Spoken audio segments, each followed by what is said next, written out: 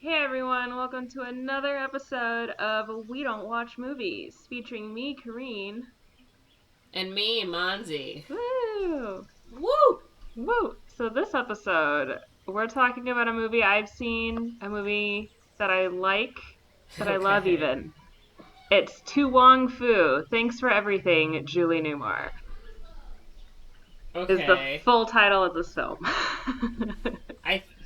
Think I vaguely know what movie this is, but I think I've heard the title. I don't know anything about it. So. Okay, great. That means we definitely did not talk about it.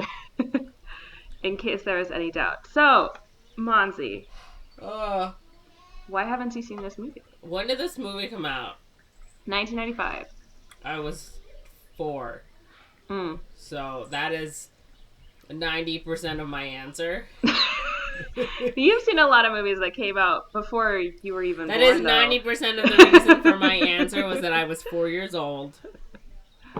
9% is because after I was 4, this movie never came up ever. Mm. And the 1% is probably because I don't want to. I couldn't think of a reason for my 1%. I don't know. I don't know. It sounds like say the title of the movie again. To Wong Foo, Thanks for Everything, Julie Newmar. This sounds like it might be sad. Oh, okay. Um, It I'm gives me probably someone dies at the end of the movie vibes, and I really don't want that. okay. I'm And not gonna say also, since anything. it's the 90s, it probably has a lot of secondhand embarrassment, which drives me insane. Interesting. I have stopped watching movies because of secondhand embarrassment. There was a movie I was watching in 2000 and probably when did I graduate college? In 2000 2010 and or college, not high 2014. school. Yeah, Yeah. 2014. So probably in 2012, 2013. I have not finished that movie. Which movie is it? I don't remember the name of the movie, What was but it I about? know that if I were to be like, oh, that's the movie, I would remember. I think you told me about I this think I've movie. told you about You this. told me about this movie and that you couldn't because I watched this movie and you said you couldn't make it past one of the points. This might have been a different movie because this was an old movie. This is a An movie from the old movie. 60s. Um, Interesting. I feel like you've told me that. I know you'll stop watching a movie because of secondhand embarrassment, but I can't remember which movie it would as be. a child, the anxiety that Toy Story, the first Toy Story, gave me was so intense that literally I would have to skip through 4 parts of the movie because the amount of anxiety and all of that was just too much. Even today, I don't think I have seen the first Toy Story all in one sitting. It gets a little. That movie's interesting. It's It almost hard to call it a kids movie because it the has very very story. adult themes for Yeah, sure. And it's as a child, I yeah. picked up on that. Like the whole struggle that Woody is going through is not portrayed in a kid-friendly way. It's Yeah, he very like literally tries to kill Buzz. Which for me, I was like, yikes! Not cool! Yeah, and like him feeling like he's being like replaced Replaced.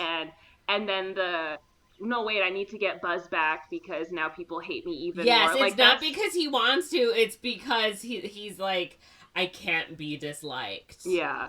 Yeah. It's a pretty mature theme, I think. Um yeah, for sure. Yeah, so. Interesting. Okay. So then what do you think this movie is about? What's the name of the movie again? Dear Some Wong Foo, To thanks Wong for all Foo, the thanks for love. everything, Julie Newmar. Okay.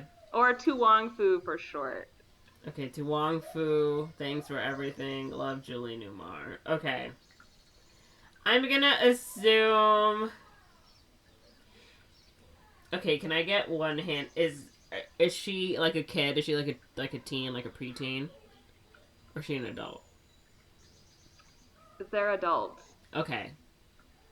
Okay, I'm gonna assume Julie Newmar is some dumb white bitch who like goes to somewhere in Asia, China or something, Vietnam. I Oh. don't know.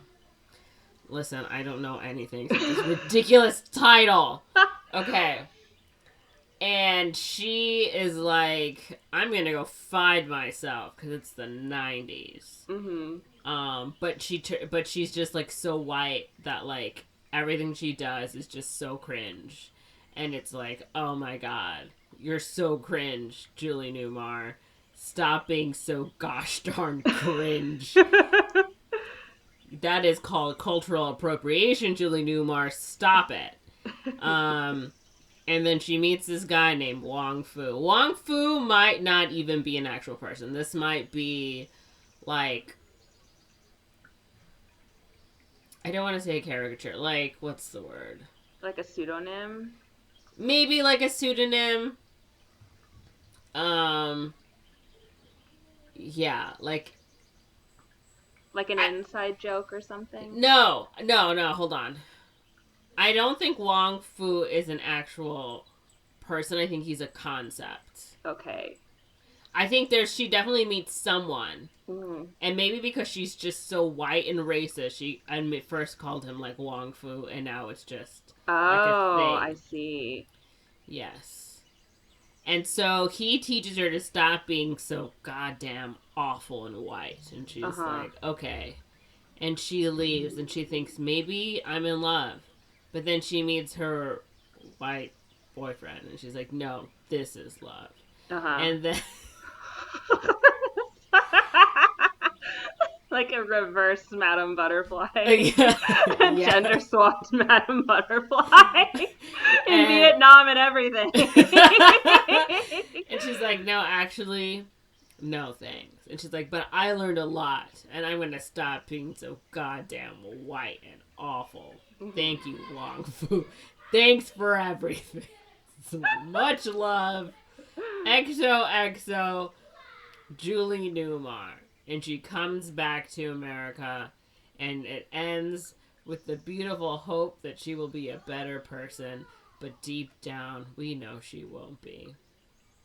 I'm sure this is 100% incorrect because you like this movie, but I am so tired and I'm so brain dead that this is the only thing I can come up with. This is an incredible summary, and it is the most off you've ever been. I'm telling you, like, I'm really excited. I don't.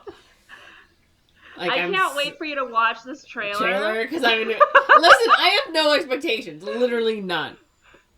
Like, I'm like fighting the urge to say anything, like even like a hint or anything. So I'm just gonna give you the trailer right now. Anyone who's seen this movie and is listening to your summary is probably dying. This is hilarious. Oh wait, I thought it was supposed to be sad, and then she dies. She dies. That's why she doesn't have an opportunity. Oh, it's this movie!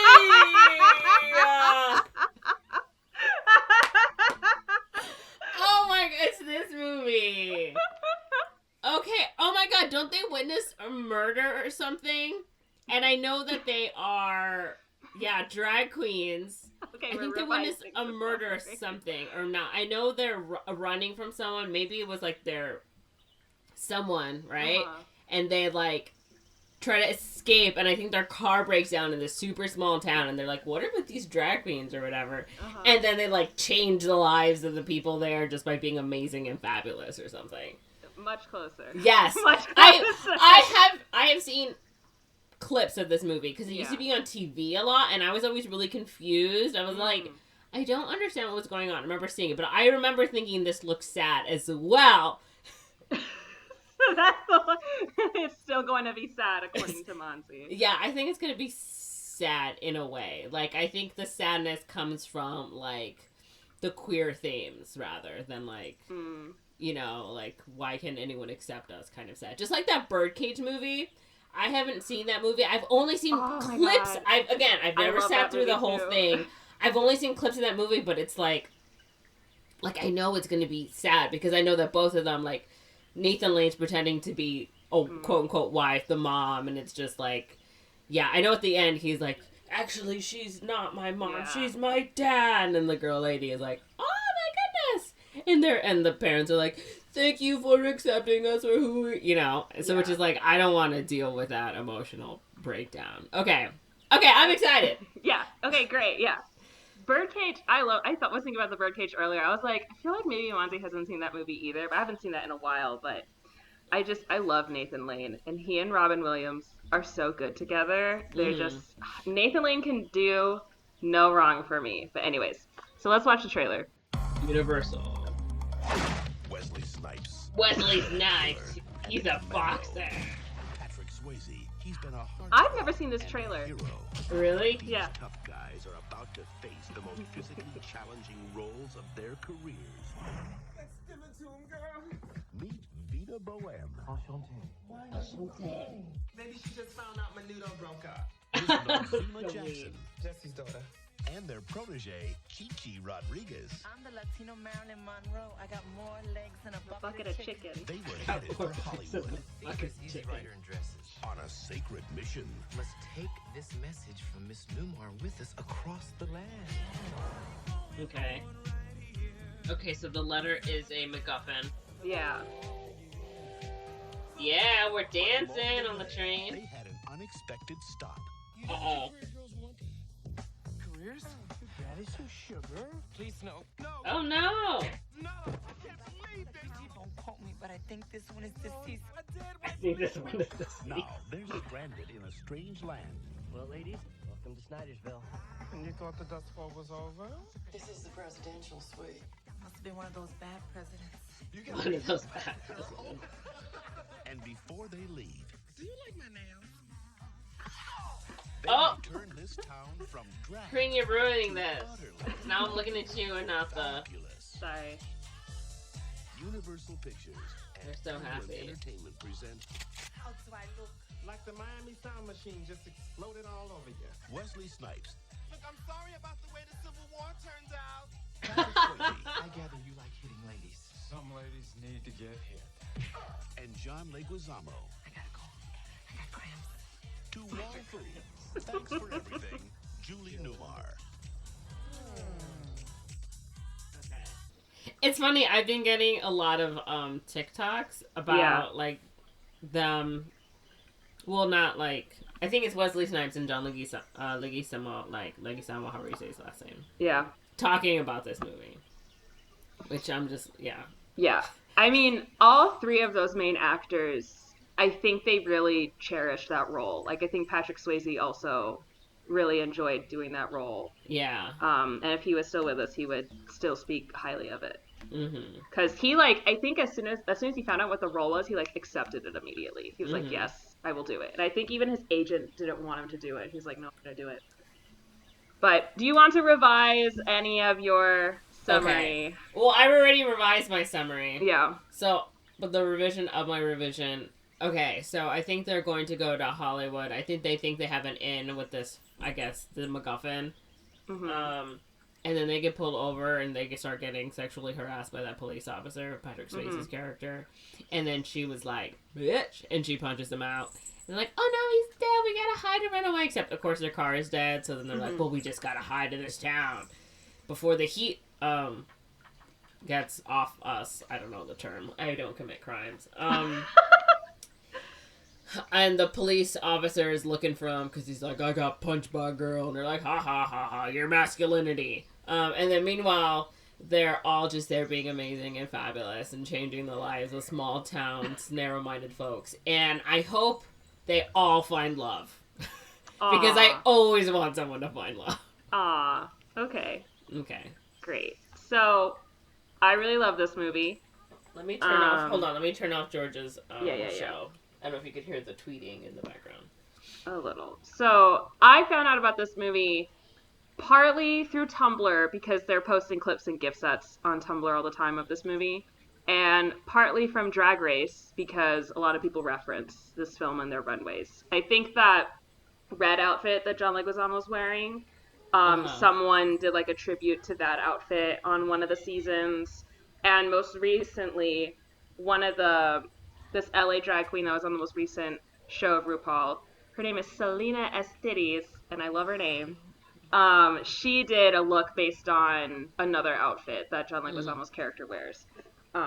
So felt like rewatching this movie, and I'm gonna tell you about it. So the movie opens with Patrick Swayze's character coming out of the shower, and this like song is playing, and he's kind of looking at himself in the mirror, and he's like, oh, not really like into it. And then he puts on like this headband, and like he puts it on. The shy's like he like does this, and like his hair is pulled back, and it's just his face, and he's like, ready or not, here comes mama, and he starts like putting all his makeup on. So it's like this moment of like, here I am, let me get ready. So that's the opening sequence, and that's interspersed with Wesley Snipes' character Noxzema also getting ready. And she's got on like these trendy, like metallic lashes and putting on like her pantyhose and her heels and stuff. And you can kind of tell the differences in personality. Like Noxzema is like having a lot of fun with like the high heels and everything. Like, oh, I'm feeling my fantasy. Patrick Swayze's character, you definitely get the idea of like he's really feeling it. Okay. So it's kind of like this is how Patrick Swayze's character might really view themselves, sort of thing. Yeah, you get like more trans woman vibes from that character as opposed to Wesley Snipes' character. Yeah. Okay. So they're getting ready and all that fun stuff, and then it cuts to John Leguizamo's character Chi Chi, and she's like in her dress, she's holding her wig in one hand, her hair's like kind of up and kind of crazy, and she's just walking around the streets of Brooklyn, and people are like, they're looking at her, yeah. They're looking at her, they're yelling at her. She's in like a Spanish-speaking neighborhood, and they're like yelling at her, whatever. She's like yelling at them back. She's running across the street in like her heels and like this tight little dress, and that's like our first introduction to her. So you get the idea that she's very inexperienced, very young. Like it literally looks like she just bought this wig because it's still on like the head thing. And then we get to the ballroom. So they're all part of the ballroom drag scene in New York City. And they're all trying to do this competition, the Drag Queen of the Year contest. It's like a ball pageant sort of deal. And there's like a lot of actual drag queen cameos here. There's like a really young Coco Peru. There's a young Lady Bunny. RuPaul shows up in it, and there's like a few other people. But when I saw Coco Peru, I was like, oh my god, is that Coco Peru? She's so young. She does like those Miss Coco in Walmart or whatever videos that were popular a few years ago. She's still doing drag, still looks the exact same. She's just younger. I've been sorry. Yesterday I was rewatching the original Hairspray, and I was just like, I forgot. Well, oh my god, what's her name? Oh my god, I'm not good at names. I'm so tired. Have you seen the original Hairspray? No, I've only seen the Zac Efron one. I saw the John Travolta one. Name? I know Harvey Feinstein. I don't care about him. Played the Divine. mom. Oh, Divine is the mom. Oh, Divine is the mom? Divine is the mom. And just watching her, I was like, oh, I love her. Gotcha. I didn't know Divine was Hairspray. Yeah, she's the original. That's why in the remake, John Travolta plays the mom. Well, I knew originally it was a man. Because, again, I thought...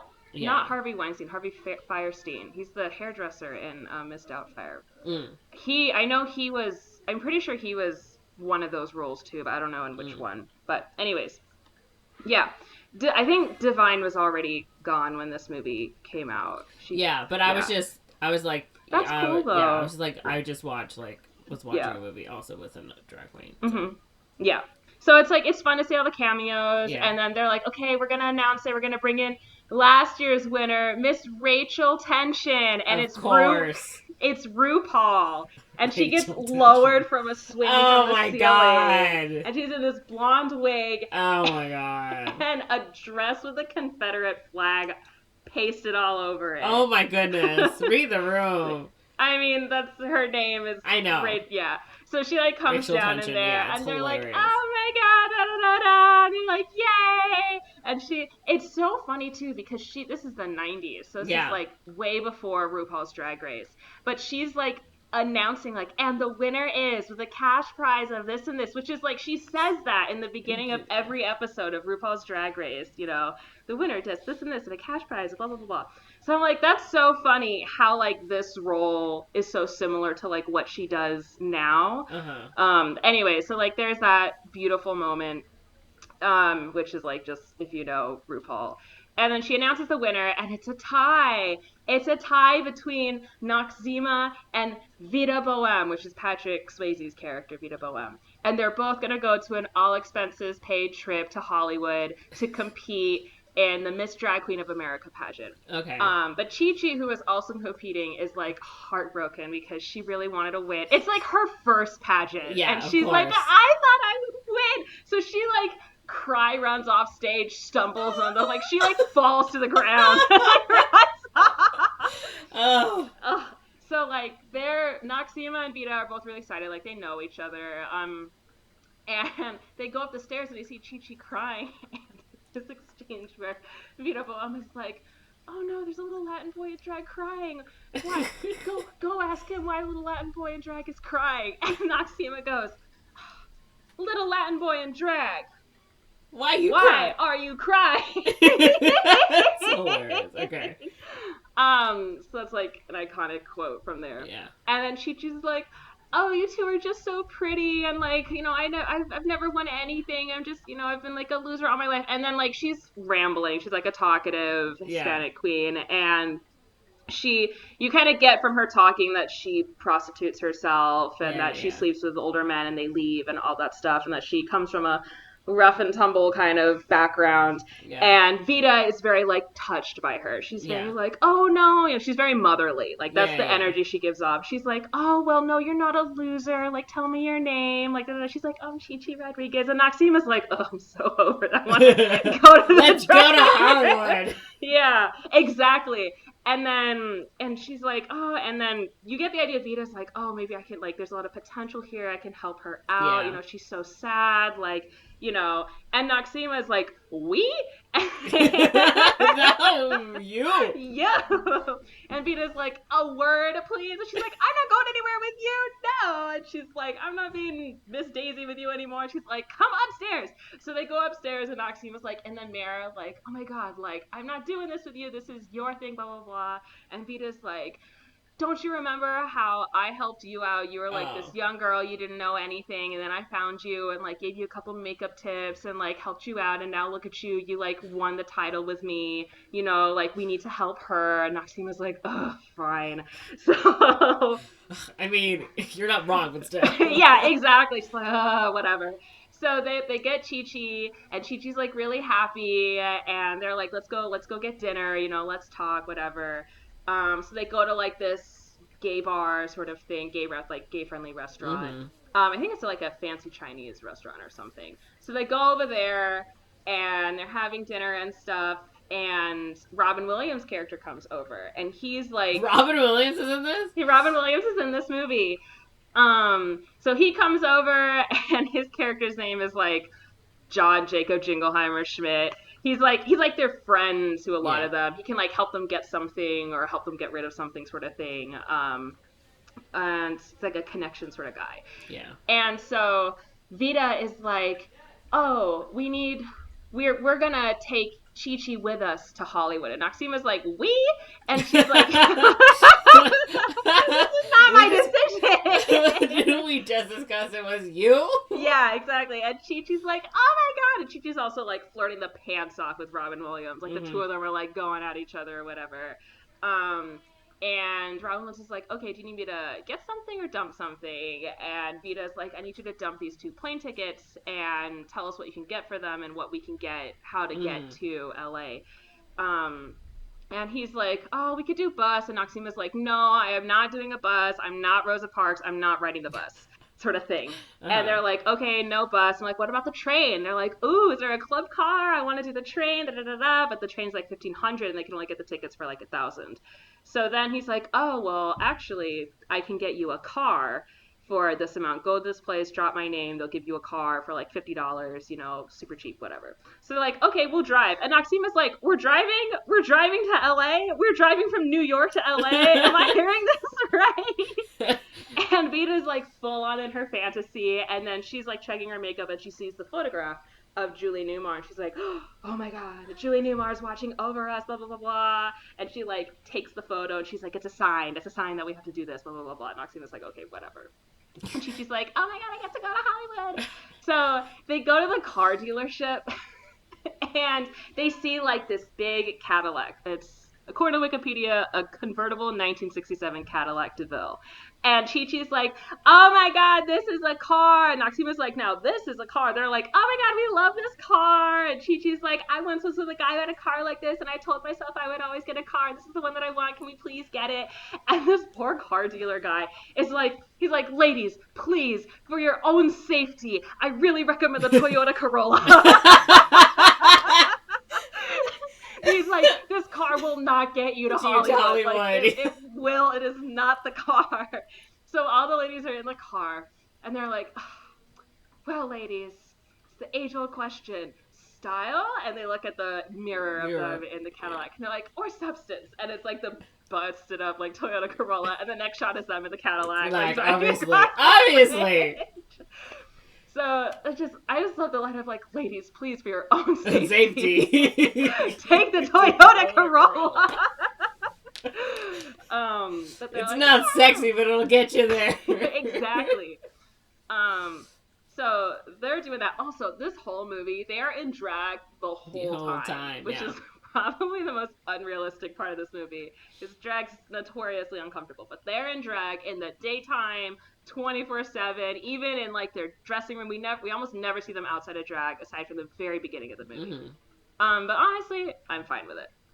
So they're on the road and everything, and at one point, like, they have the map, and Chi-Chi's like trying to help them figure out where to go, and they stop by this place in Pennsylvania, and it's the hometown of Vita. And it's like this very rich people, very white neighborhood, like big, beautiful mansion houses. And Chi-Chi's like, oh my god, like, why did you give all of this up, sort of thing, you know? And she was like, oh, well, you know, I just wanted to be me. And Chi-Chi's like, no, really, though, like, my parents are poor, they got married for the rice, why did you give all of this up? And she's like, well, they just didn't accept me, sort of thing. Yeah. And like, even before they pull up to her house, and like her mother steps out, and she kind of like Vita's character kind of waves at her a little bit, and then the mother is like, what? And then recognizes her, and then like goes back into the house really quickly out of like shame. And so then Vita's like really upset, so she rips up the map. She's like, maps are cheating, we're just gonna go. And then she's like, no, what are you doing? And Noxima's like, how are we supposed to get to LA? And she's like, intuition, that's how we'll do it. And they're like, okay. So they're doing that, and then at some point, Chi-Chi's be like, oh, I'm a drag queen, whatever, and Noxima's like, no, you are not a drag queen, you're just a boy in a dress. And Chi-Chi's like, oh my god, I've had it, you two are so stuck up in whatever you're saying, I'm not a drag queen. She like gets out of the car, and she's like gonna walk off or whatever. She's like, I'm gonna find the first guy I can find and ride him all the way back to New York, like, you can't stop me. And they're like, oh my god, she's gonna get herself killed, go get her. And they're like, okay, fine, you can be a drag princess. And she's like, okay, I'll be a drag princess.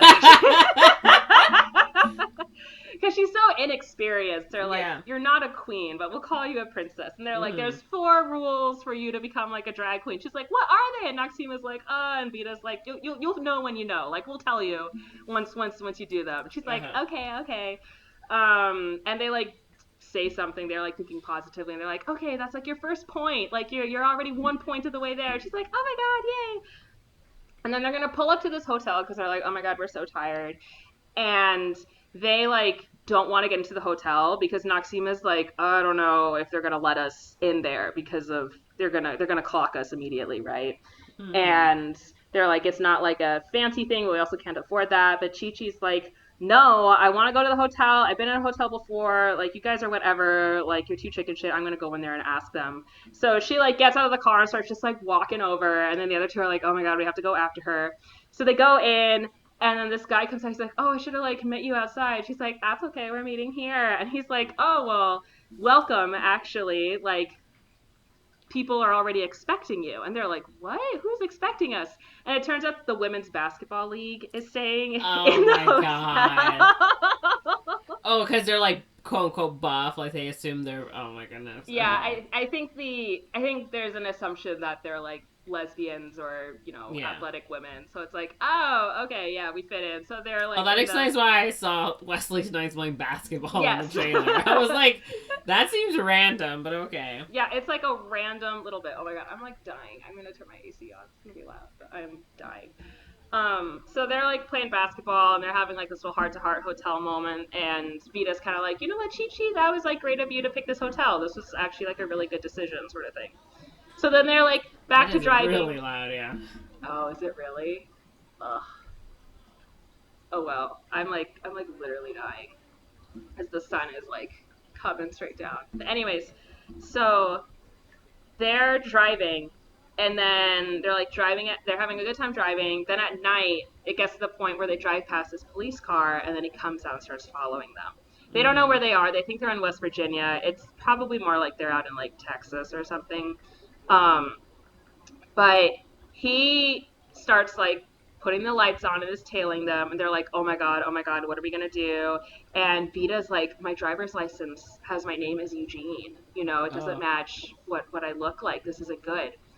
So she's really scared, and the police officer comes out, and she's like, "Well, hi, like, why did you pull us over?" And he's like, one of your taillights is out. She's like, "Oh, haha. Well, actually, can you help us? We're three career girls." And he's like, "Career girls?" And she's like, "We're trying to get to LA, and we're a little lost. Could you like direct us to the nearest hotel for us to stay in?" And he's like, and then his thing says like Officer Dullard, but his name is Dollard. It's just like misspelled. So she's like, okay. And he keeps like, he's just not buying it, sort of thing, because he wants to see like the license, and she keeps trying to like push back. And they get into, he at one point just straight up is like racist. Like he uses some racial slurs to be like, around here you can't really drive with a this and a that in the car. Like this is, he's racist. And she's like, oh, well, this and that and that. And then he asks her to get out of the car. So she's really worried. And she's like in the middle of trying to explain her like license situation. And he's like, don't worry about the license. So now he's like trying to kiss her because he tells her like, you're really pretty. He thinks she's a woman. She steps out of the car. He's like, wow, you're really tall. And she's like, do we really have to? He's like, come with me. And so he tries to kiss her, and she's like, no, I don't want to. And then he's trying to like feel her up. And then he at one point she's like, get your hands off my dick, and she pushes him, but she pushes him really hard. So that's why he falls on the ground. And she's like, oh my god, I think I killed him. And then the other two get out of the car, and they're like screaming at each other or whatever. They're like, oh my god, what are we gonna do? Oh my god, this and that. And then Chi-Chi goes, she's like, let me check. A guy once did this on me one time, like he died or whatever. She checked, she's like, oh no, I think he's deceased. And they're like, oh my god, he's dead. He's Deceased. Earlier in the car, she was like, I think he's prejudiced. And Noxima's like, you must have been the smartest one in your class. But, so that's all happening, and they're worried, so they just drive off really quickly. So they drive off, they get to like a rest stop, they go into the bathroom, they change their clothes, and then they get in the car, but now the car won't stop. So they're like, oh my god, what are we gonna do? So now they start like arguing with each other, where Noxima's like, we could have had 2 plane tickets right now and been up in the air, and Chi-Chi's like, I didn't even ask to come here, you guys invited me, so you can't blame me. Chi-Chi. And Vita's like, well, I was spending for myself, and you two were just staying in the car. Like, they're just arguing. And then Chi-Chi, and then Vita at one point is trying to be like, okay, you're no longer a drag queen because you said you would just ditch us. Chi-Chi's like, I'm just gonna find someone and like go home. I'm gonna leave you here, blah blah blah, sort of thing. And they're like, oh, you're after everything we've done for you, you're gonna leave us? And she's like, yeah. And Vita's trying to be like, you're no longer a drag princess. I'm taking all your points, and she's like fake throwing them away or whatever. And Chi-Chi's like, ah. But they're stranded, of course. Yeah. So she's like, if you make me a drag princess again, then like I can go hitchhike something for us. And they're like, no, we're not going to do hitchhike. How are we going to hitchhike if we don't have, like, there's no cars, stupid? And she's like, I'm the Hispanic Marilyn Monroe. I got more legs than a bucket of chicken. And so she goes off, and they're like, she's going to get herself killed. But she successfully gets someone to pick her up. So they get a ride over, and she's like, we're going to Spidersville. And the guy's like, it's called Snydersville. And she's like, Snydersville.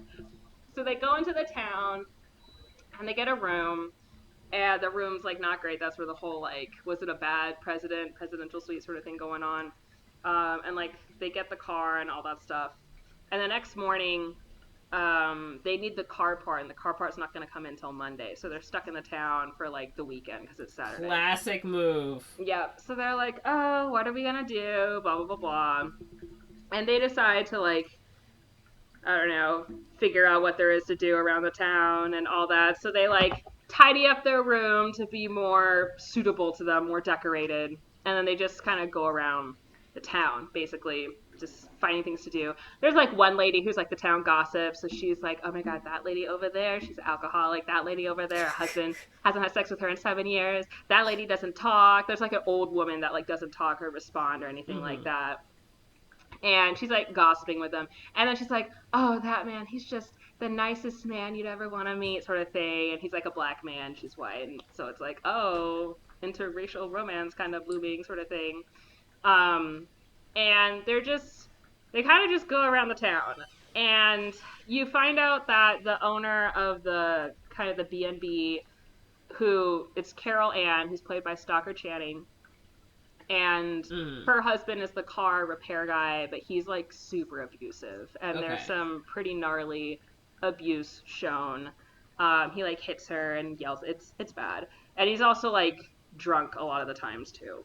So Vita kind of walks in and notices a lot of this abuse, and she's like bonding with Carol Ann and try to help her out and such. And Noxima, she sees the old lady is like walking around with an album, and the gossip lady was like, oh yeah, her husband used to like own an old school movie theater, but it got shut down and he passed away or something like that. So like this photograph of some famous actor falls to the ground. So Noxima goes to pick it up, and she like bonds with the older lady, and she's like, oh, my dream is to, you know, go to Hollywood or whatever and be in one of the pictures. I want to be like Dorothy Dandridge, sort of thing. She starts like listing all the movies that she's in, and she's like, oh, what was the next one? And then the old lady says like, this was the movie. And then she's like, oh, you're right. And she like just keeps talking and talking and talking. And she's like, wait a minute, did you say something? And then like she keeps talking, and then comes to another blank with another movie. And then the old lady finishes it for her. And she's like, oh, so you can talk. It's just like no one takes the time to talk to her. But now they're talking about this old lady's special interest, which is old films, which Noxima also likes. So they're bonding over this, and they become friends. And Chi-Chi is like going out, and then these like 4 guys around the town that like keep leering at the women. She gets like cornered by 4 of them, and she's like, ooh, this looks like a bad situation. I don't know what's going to happen. But then the guy who had picked her up earlier, he like drives by and is like, get in. She's like, ah, and she drives into the car. And she's like, that's how you pick up a lady. And he like, he like drives her off to some sunflower field, and she's like, oh, you're like my knight in shining pickup truck. And he like brings her to this Coca-Cola sign that he spray painted to be like, life is better with Chi-Chi. And she's like, oh, that's the most romantical thing I've ever seen. He's like, Chi-Chi, if you were my girl, I'd never want you to cry unless it was tears of happiness. She's like, oh, you're so sweet. Oh my God. And so she's like falling for this boy. But he like fully thinks she's a girl, which is like the kind of thing. He like fully thinks she's a girl and all that. But she's like, oh my God, he's so cute. He's so nice. He's like this kind of rough country bumpkin kid, blah, blah, blah, blah, whatever. She's like lost in the fantasy.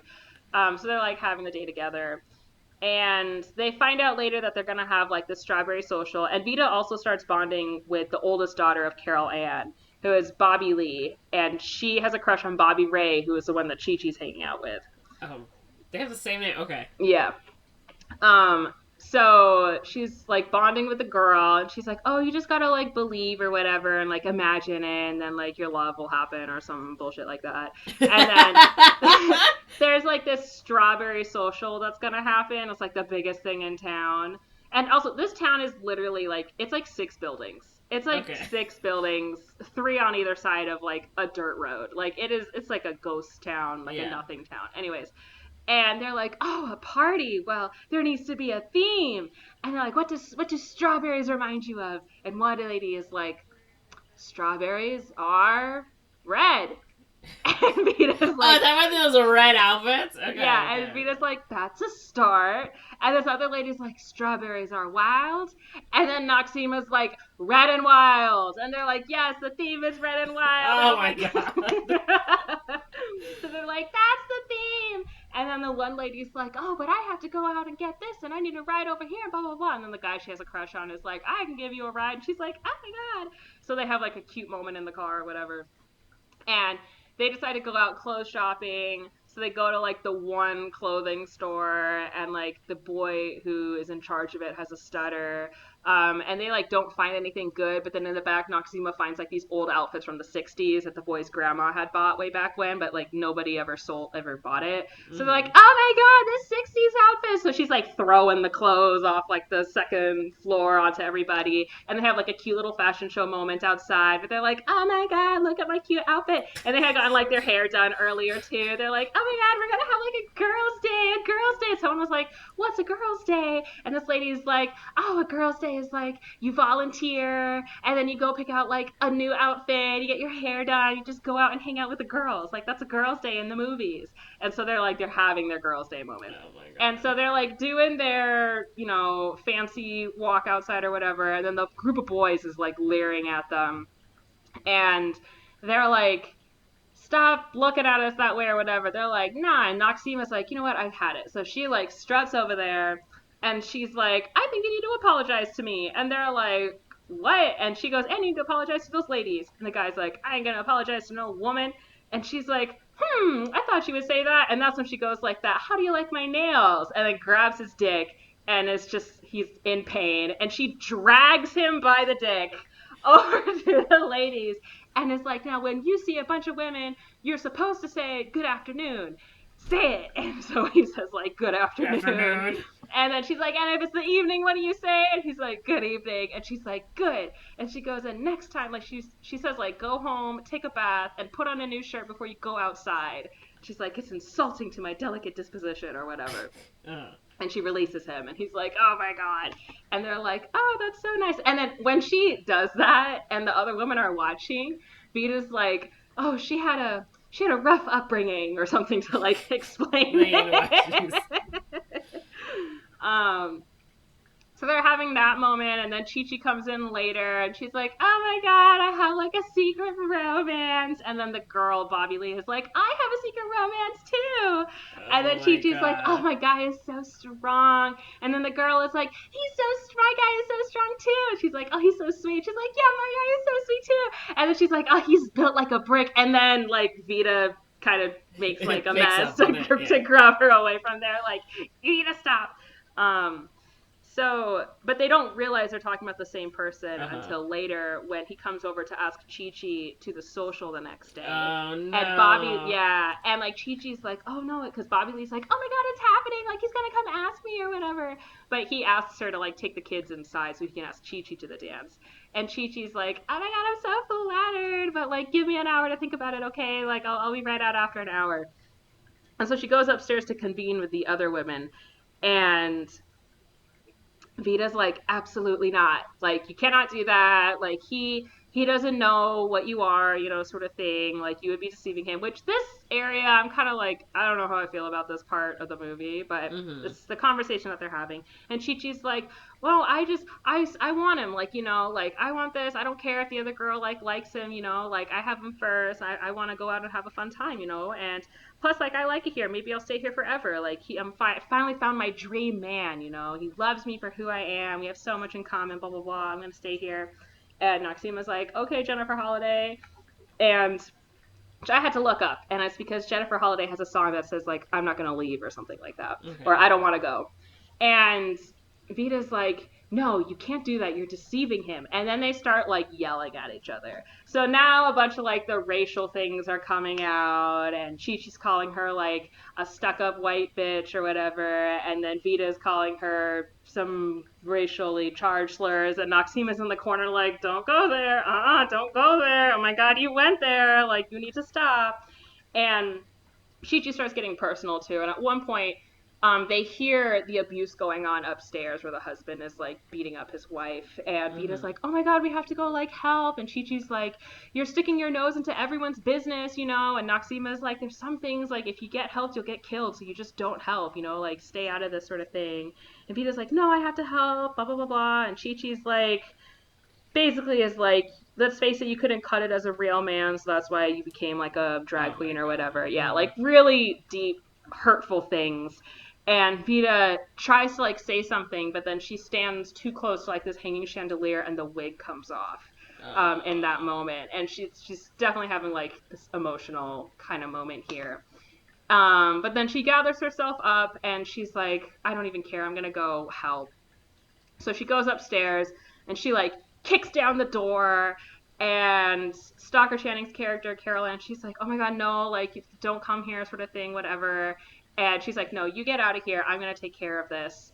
And that's where that moment happens where she's like, you really like to beat up women. And he's like, some women need to be hit around or whatever. And she like beats his ass. Mm-hmm. And Carol Ann is like, oh my god, like, she's gonna get so hurt, and then he's gonna like hurt me so bad, and she's like, Carol Ann, there's something you should know about Vita. And Noxima goes, she works out. And they're like, yeah, she works out a lot. So, and then she like kicks him out to the curb, kicks him out of the house, sort of thing. And finally, Carol Ann is like, she's having a glass of wine with the ladies and like feeling better about it. And for a while, she's like, oh, I think like all men should just die. We should just get rid of all of the men. And they're like, oh, well, maybe not all of them. And she's like, no, like all of the men. And they're like, no, you just have like PTSD from the. And then they're like, some of us still kind of identify as men when we're not dressed as women. Yeah, exactly. Okay. We're like, well, we were also like, we're definitely at least gay. Like, we like men. Sort of thing. Yeah. And she's like, okay, Mr. Rogers can stay. He seems sensitive. I agree. I love Mr. Rogers. And then she's also like, also maybe Mel Gibson, as long as he doesn't say anything. As long as he doesn't say or do anything. So they're having that conversation. Mm-hmm. Meanwhile, while all this is happening, that police officer, he's not dead. He tries to like... Shocking! Yeah. He tries I'm surprised to punch him and kill him. I know. He tries to like get the other policemen to investigate, but they like don't believe him. They think he got beat up by women. He's like, no, there were boys dressed up like girls, and they're like laughing him out, basically. Mm-hmm. And he like he writes this list that's like places that homos would be in, and it's like flower shop, the airplane as a flight attendant, ballet class, antique stores. I lost it at antique stores. I thought that was really funny.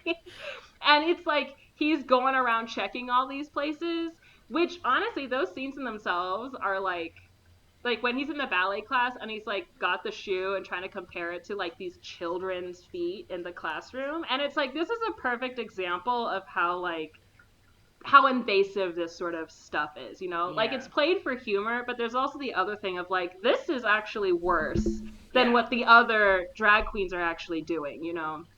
And he's got, like, police stops, and he's, like, profiling different women to see if they're a drag queen or not, and all that. But he's at the bar, and he has this moment where he's just like, men, loving men, touching men with their rugged hands, and their chest hair swirls and the smell of aftershave, and he's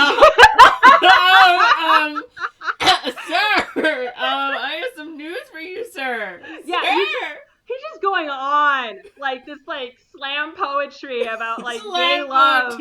About how could anyone possibly be gay? Imagine a man, a handsome man, that chin, that jaw. That hair. Chest hair? Hair on everywhere? Literally. How far does the hair go? Like, dude! That's like literally what he's doing. And like a bar filled with men, and there's like other men at the table that are like, what is looking at him like, what are you doing, sir?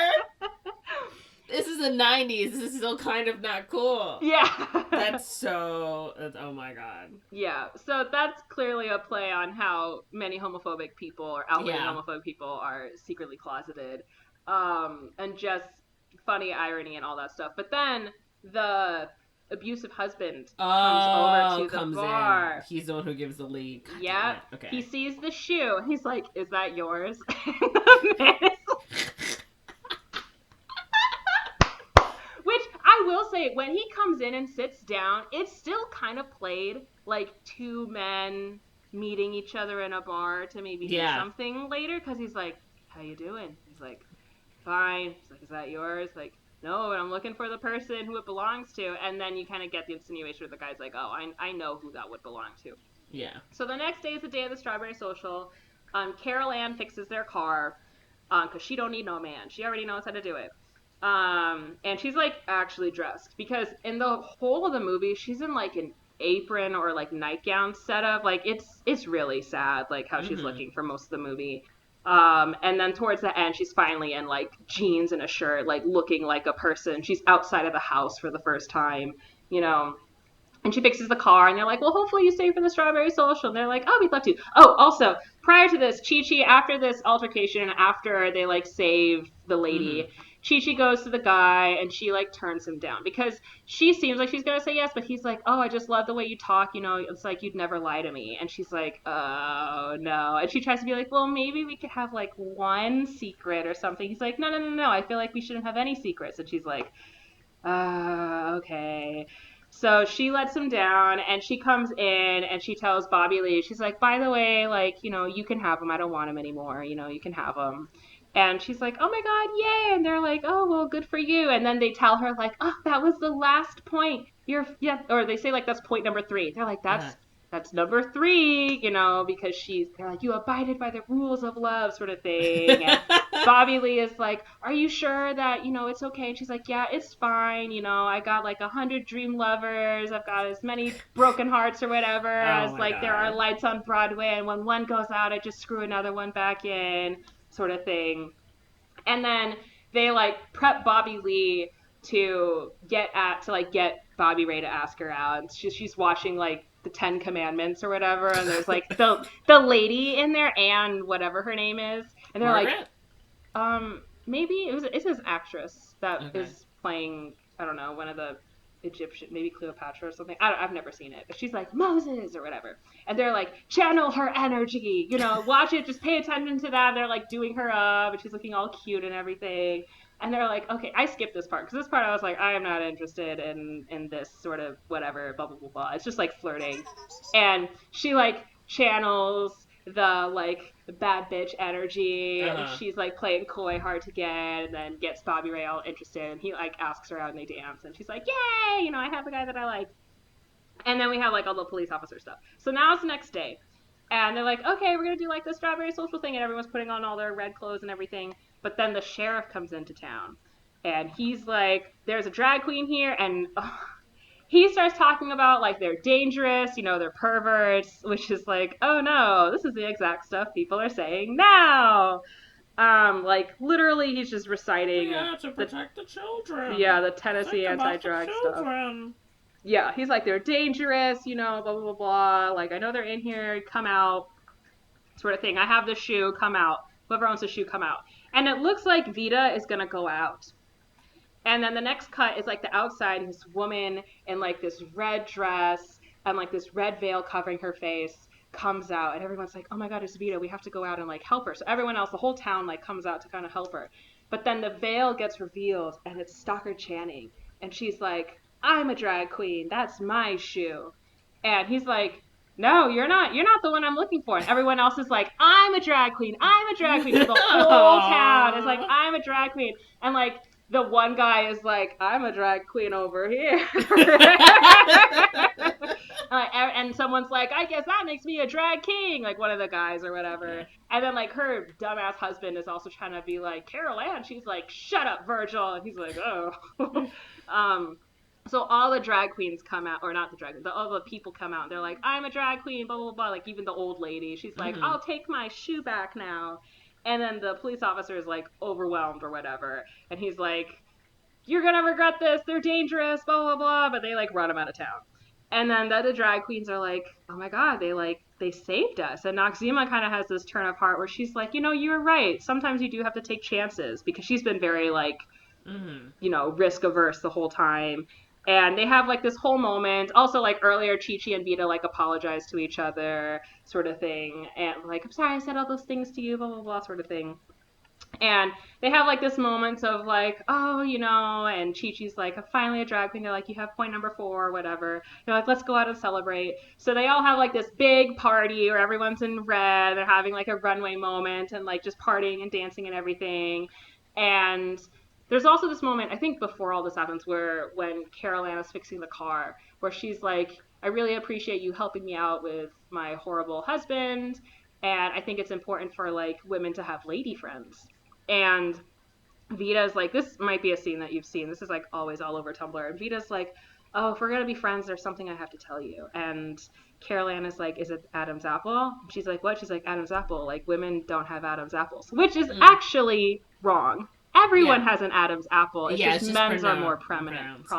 Tend to be more prominent, because there are some women with very prominent ones. Just kind of depends. But Carol Ann is like, yeah, I noticed. And Vita's like, oh, so you knew the whole time? She's like, yeah, like I noticed it when you first arrived, but it doesn't really matter to me. And I think I'm pretty lucky to have a lady friend with an Adam's apple. And Aww. It's like this nice, touching moment. Yeah. So then later, when they're like gonna leave and stuff, and everyone's saying goodbye to them, these like ladies come over. They try to speak Spanish to Chi Chi, and she's like, "Oh, you're butchering my language, but I still love you."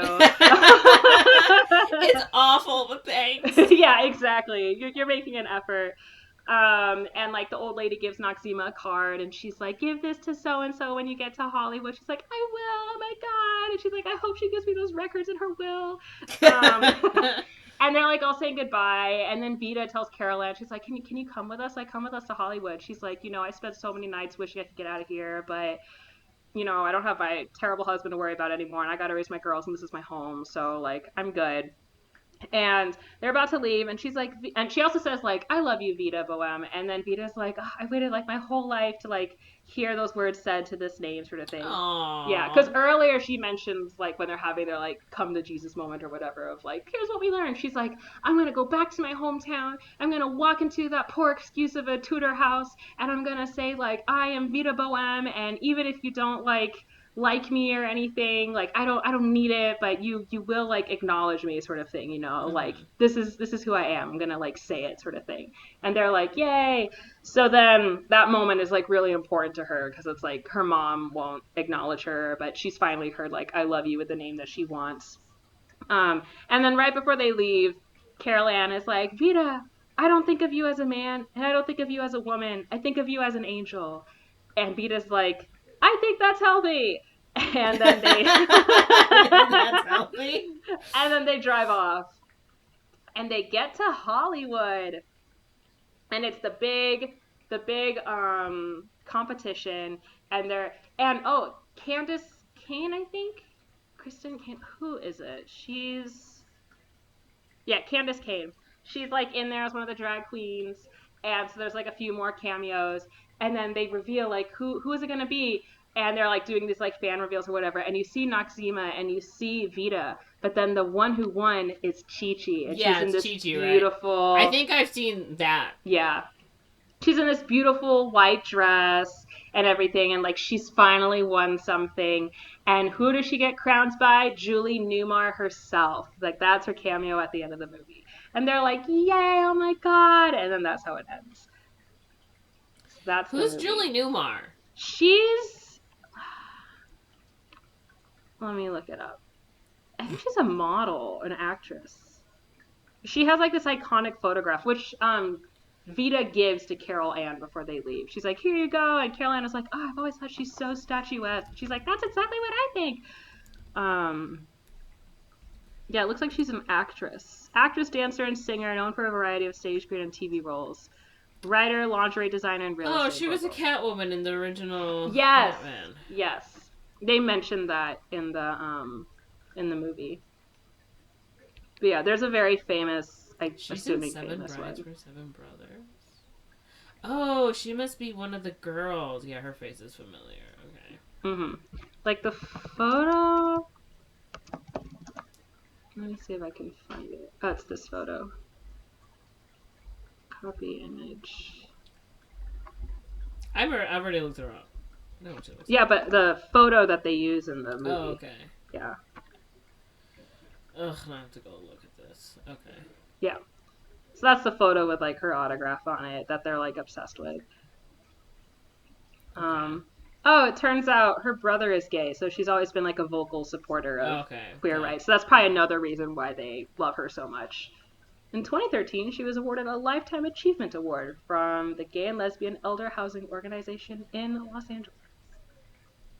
But yeah, so that's how the movie ends, and that is the movie. What did you think? Okay, so it wasn't as sad as I thought it was gonna be. No. I mean, the sad stuff comes from the queer things. There's definitely Yeah. some sadness there, but it is a comedy through and through. Mm-hmm. This is kind of shocking. It was made in the 90s. Mm-hmm. I feel like, yeah, this used to be on TV quite a bit. I think my dad used to watch it. Mm. I don't know if it was like on Telemundo or something. I do remember seeing just like scenes of, like the car and like I just have a lot of recollections of John Leguizamo just as Chi-Chi. Yeah. But yeah, it seems good. And now that I know what happens, I think I'm less scared to watch it. I would highly recommend watching it. Like, it's a bit dated, but yeah. I think it's a really important film, and I think it still holds up. And it's still entertaining. And I would argue the only reason it's dated is the language. Like, there's a scene where Wesley Snipes' character Noxima is describing like like a drag queen versus a cross-dresser versus like a trans person, but the word she uses is transsexual. Yeah. And so like that stuff is a little limited, but I think that's just like the language was different. Yeah, that was just the language of the time. Yeah. Yeah. And then again, that scene where they're like, "Oh, you're deceiving the boy," can like maybe rub some trans people the wrong way. But if you look at it as like Chi-Chi identifies, as like a man, but is just being in drag very long sort of thing, then it kind of makes it's less problematic sort of deal. So, and the lines are kind of blurred because they're in drag for so long and they're acting as women because they're drag queens, right? It can be easy to look at them as like trans women, but it is about drag queens. So, that sort of stuff can be blurry, which I don't think it's bad that it's blurred, but I think it just kind of depends on your perspective how things read. But yeah, I really like it. It's kind of based off of The Adventures of Priscilla, Queen of the Desert, which is an Australian movie with a really similar yeah, I've also heard of that one.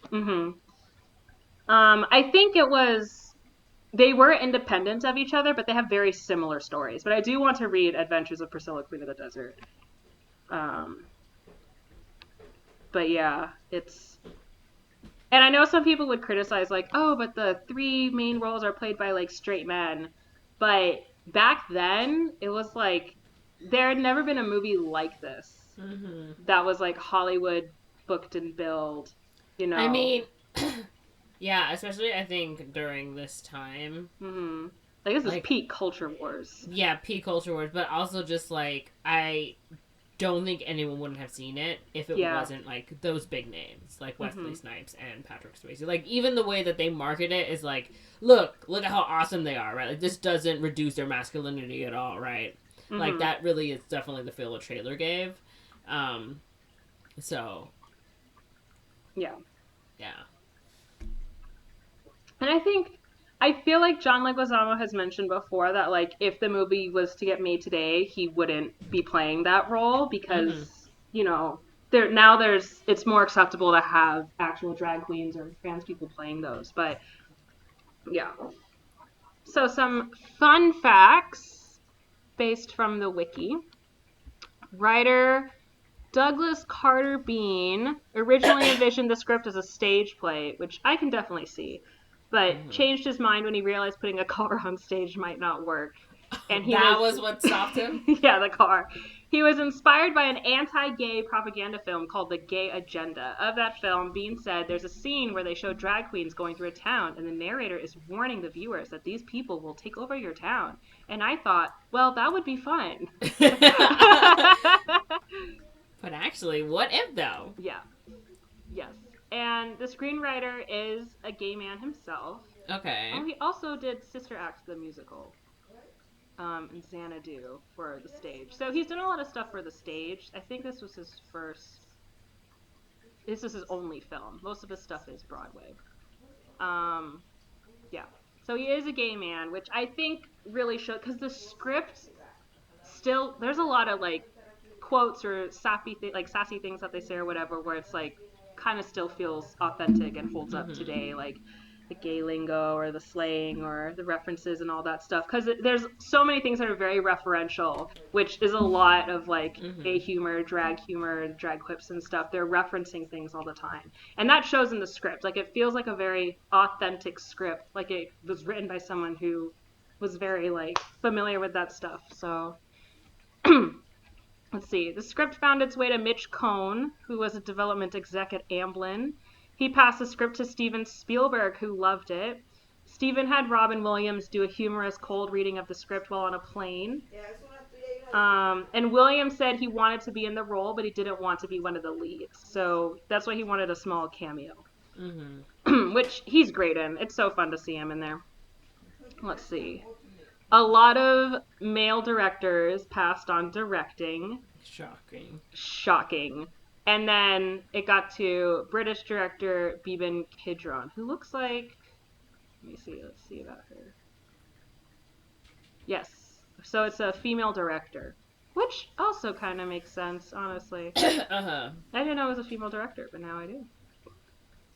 So. But yes.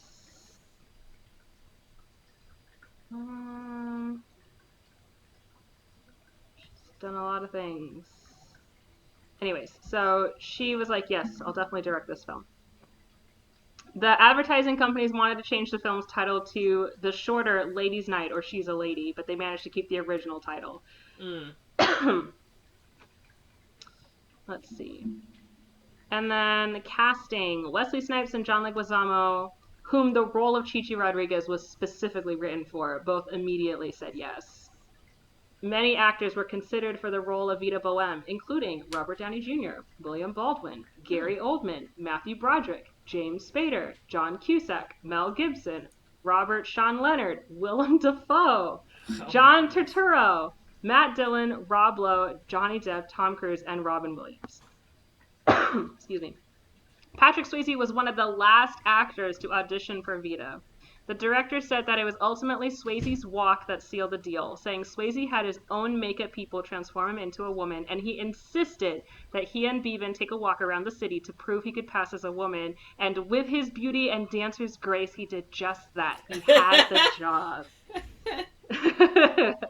He honestly took that role so seriously, it was great. So the film features dozens of New York City's drag performers and underground stars in small roles or as featured extras. I'm pretty sure all the people in the ballroom scene were like actual drag queens. So there's RuPaul, Joey Arias, Lady Bunny, Misunderstood, Candace Kane, Flotilla DeBarge, Miss Coco Peru, Lady Kateria, and Quentin Crisp. Let's see. So 3 lead actors spent time in the local drag scene while researching their roles and were each given a drag mentor to work with in developing their characters. Also, they're like fully in heels. Like in the end, Vita is in like these stilettos, like these red stilettos. I'm like, girl, what? But they're like running around, walking around, like they're in heels like the whole time. So let's see. So filming took place from July to October in 1994. It looks like they shot mostly on location. They shot in Nebraska. In interviews and recollections with actors and crew after the film, the production of To Wong Foo has been described as a tough shoot, partly due to the discomfort the male leads experienced with the extensive makeup and costumes. Yep, I could see that. A scene involving the drag trio dining at a McDonald's was scrapped after the company told producers they did not want to be associated with drag queen culture. Classic Coca-Cola agreed to product placement, and that was the scene in the film where they crossed out Coca-Cola with Chi-Chi. And then again, there's a little bit about how this was happening around the same time as the Australian film. And they were saying the success of Priscilla, along with the popularity of drag queens like RuPaul and the 1990 documentary Paris is Burning, because yes, that was coming around the same time, is credited with helping pave the way for To Wong Foo. Also, great soundtrack for this movie, in my opinion. Mm-hmm. And yeah, I really like this film. I think it's I think it's great. It's a little dated, but I still like it. And honestly, I think a lot of younger queer people should watch this movie. Uh, You know, I think it'll help expand and appreciate some of the history and like just not be so uptight about like labels and stuff. Because right now, I mm-hmm. think everyone is really strict about labels and kind of weirdly gatekeeping and wanting to be super specific to the point where people feel weird if they're used like they're people can get scared of using the wrong language or they don't want to offend anyone or whatever. And it's like Uh-huh. back then, because there was no language, it was a lot more fluid, you know. And it's not like it changed what these people were. It's just the language, which is really just the veneer on top of what the actual identity is. Mm-hmm. So, but yeah, it's great. It's campy. I really like it. It's fun. Um, yeah, I'm not gonna say it's a perfect movie or like the perfect encapsulation, but I think for what it was, it's important, and I think everyone should watch it, especially nowadays with drag bans and anti-trans stuff, all that. So, Uh-huh. yep, yeah. What are your thoughts on it now that I'm off my soapbox? Sorry, I'm really tired.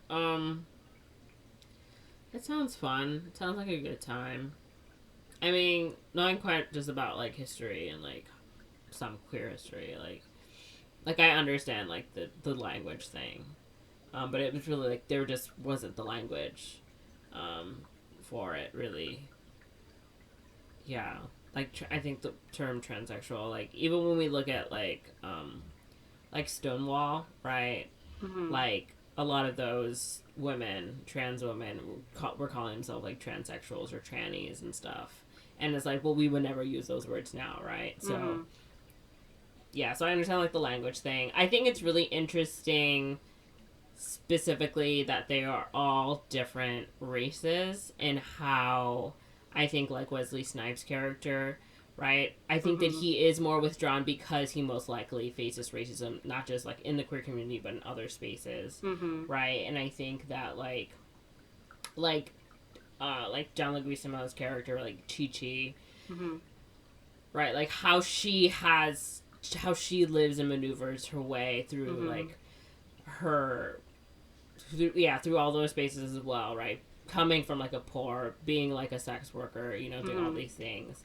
But I think what's really, I think, sweet, just based off of the summary, is just also, I think, how vulnerable they're also willing to be. Because I think it's especially, like, it's the 90s. Like, they're, you know, drag queens, you know, probably in the Patrick Swayze character's case, possibly a trans woman, right? Like, they are definitely... I lost my train of thought. Like, it's not easy, right? Yeah. Like, it's not easy. Like, it's not easy now, but it was much, much harder then.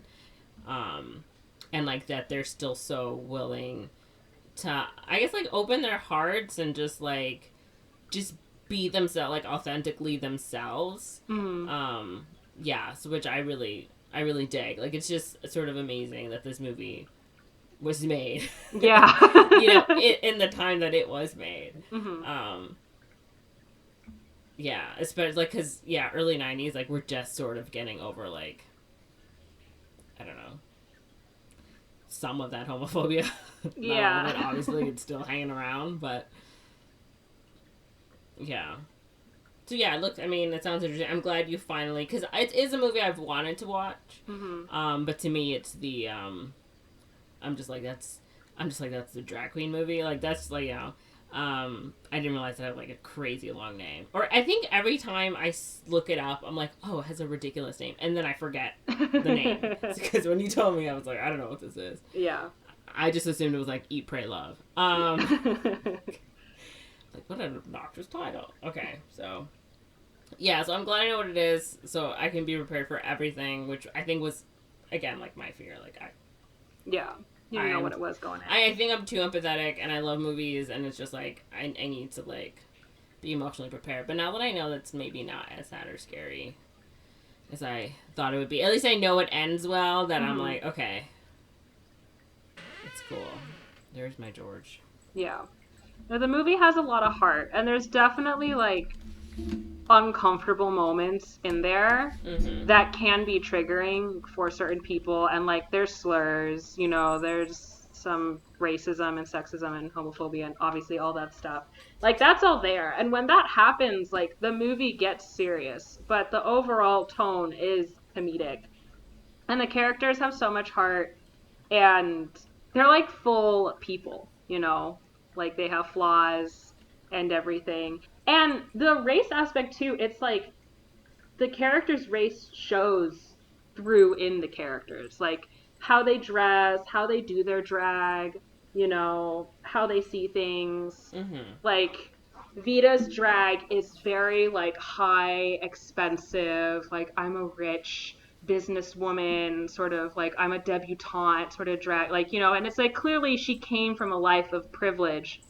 Like there's a scene where Chi-Chi's like, oh, you're rich, and she's like, my parents are rich, I'm not rich. But it's like she grew up in that sort of, you know, and gave it all up because it was more important for her to be like who she is. And but that shows kind of in her drag what her aesthetic is, what she's inspired by, you know, it's like very high glam. And then Noxzema is also like glam, but it's kind of like more like mod. You can see like the more 60s influence in like her outfits, and that plays through in like her character. And then Chi-Chi's drag is very like urban, it's very like Latin, you know, it's like it shows with like her background why that would be her drag. But they don't shy away from it either in the dialogue and how they talk to each other, you know, with like calling out Vita's privilege, you know, or Vita getting upset and like getting ahead of herself and resorting to racial sort of things, you know, and like they call each other out for it. And Noxzema definitely has been like, ooh, the last black person that stayed here was like this one person, or I don't know how I feel about this, you know, or you know, like she definitely doesn't shy away from calling out, you know, that sort of thing. So which I think I appreciate. It's not like sanitized or anything. The characters feel real. Like wouldn't call it like the most accurate depiction of drag, and I also can't really speak to that because I'm not a drag queen. But it's still like it's a movie, and I think it's fun. So, and I think it's still important. So yeah, yeah. I hope you watch it and that you enjoy it. It's a good movie. Annoying. He wants the pets. He just wants attention. He's driving I me know. crazy because when I wanted him earlier, he was off doing who knows what. Now he's making biscuits on my upper hip. Well, what would you rate this movie, Monze? I guess I give it a 4 out of 5. Nice. This movie is gonna get a 5 out of 5 from me. Shocker. Yep. I love it. It's good. Cool. Well, thank you for listening to this episode of We Don't Watch Movies. If you've seen this movie and you like it, let us know. If you've seen this movie and you don't like it, unless it's for a valid reason, I don't want to know. Okay. If it's valid, though, you can let me know. But if the reason is just you hate gay people, then don't tell me. But yeah, Monzy, where can they find us? Or where can they find you? Oh, I don't know where you can find me.